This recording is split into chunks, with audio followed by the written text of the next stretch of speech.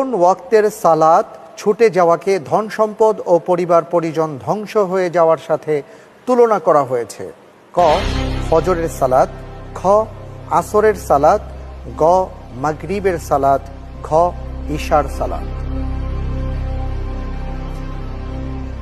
কোন ওয়াক্তের নামাজ যদি কারো ছুটে যায় তাহলে সে তার ধন সম্পদ পরিবার পরিজন ধ্বংস হয়ে গেল, এই তুলনা আল্লাহর রাসূল করেছেন। জি আলহামদুলিল্লাহ, এর উত্তর হবে খ আসর। আসরের সালাত। জি আপনি লাইফ লাইন নিচ্ছেন না? জি লক করে দেব। জি খ আসরের সালাত।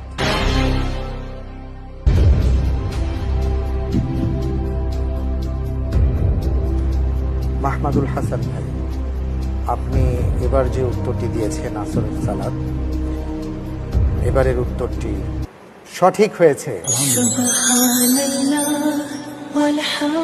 মাশাআল্লাহ।